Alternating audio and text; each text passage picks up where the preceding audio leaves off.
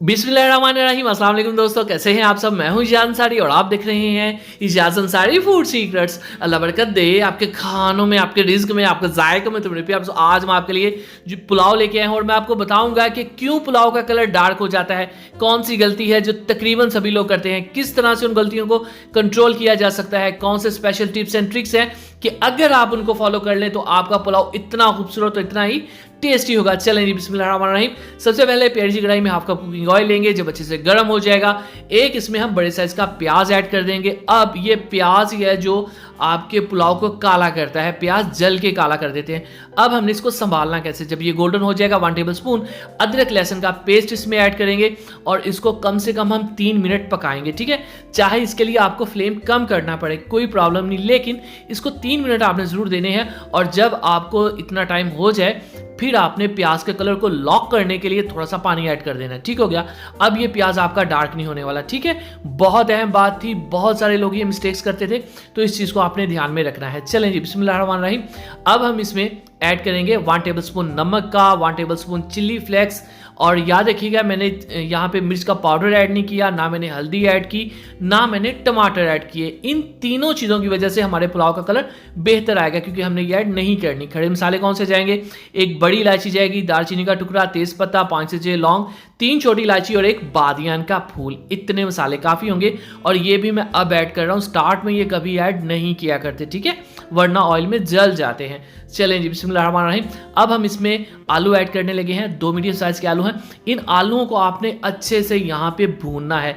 ये टेस्ट जो है ना मसाले का, इस आलूओं के हम अंदर डालेंगे। ठीक है, इसको आपने मिस नहीं करना। अच्छे से भुनाई के बाद तकरीबन 8-10 मिनट की फिर इसमें मटर ऐड करेंगे। मटर को भुनाई की कोई ज़रूरत नहीं होती, क्योंकि इसकी स्किन ऐसी होती है, इसके अंदर मसाले नहीं जाते। ठीक है, चलें जी, अब हम क्या करेंगे, दही ऐड करेंगे 1 छोटी प्याली। और दही को हमेशा अच्छे से फेंटा करें, इसी अगर ये फेंटे ना तो इसकी फुटियाँ ऐसी बन जाती हैं जो फिर कंट्रोल नहीं हो पाती। चलें जी, अब हम इसको तब तक पकाएंगे जब तक ये दही का पानी अच्छे से निकल नहीं आता। दही की जो एक ये लें, दही डन हो गया। अब हम इसके अंदर 1 टेबल स्पून खुश्क धनिया पाउडर ऐड करेंगे और ये है हमारे पास जीरा, हाफ टी स्पून साबुत जीरा डालना है आपने। ठीक है, 1 चुटकी काली मिर्च, और काली मिर्च ही साबुत इसके अंदर जाएगी, हाफ टी स्पून।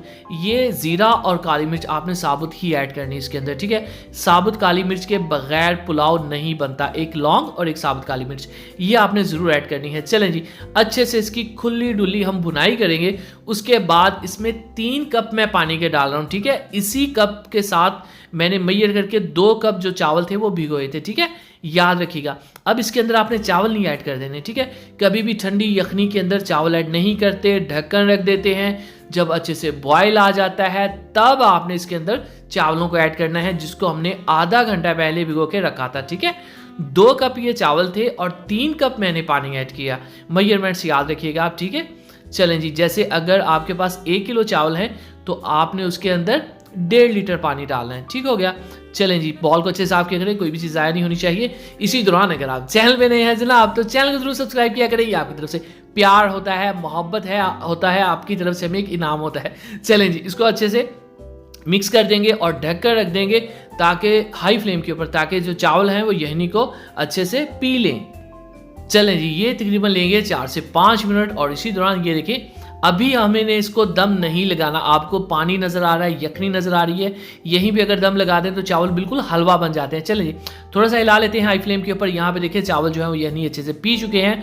अब हमने दम लगाना है। टमाटर यहाँ पे हम ऐड करेंगे और उसके बाद इसके ऊपर रुमाल के साथ हम ढककर रख देंगे और इसको उठा के इसके नीचे तवा रख देंगे। तवा जब नीचे रखते हैं तो 1 मिनट के लिए फ्लेम को फुल हाई कर देते हैं, ताकि तवा गर्म हो जाए। और ठीक 1 मिनट बाद आपने फ्लेम को बिल्कुल लोएस्ट, सबसे कम पोजीशन पे कर देना। ठीक है, और इसको हम दम देंगे 15 मिनट के लिए। चलें जी, बिस्मिल्लाहिर्रहमानिर्रहीम। तो माशाअल्लाह अल्हम्दुलिल्लाह, देखिए जी मेरे अल्लाह की शान, उसकी रहमतें, नेमतें और बरकतें जो दी उसने हमारे हाथों में, हमारे खानों में।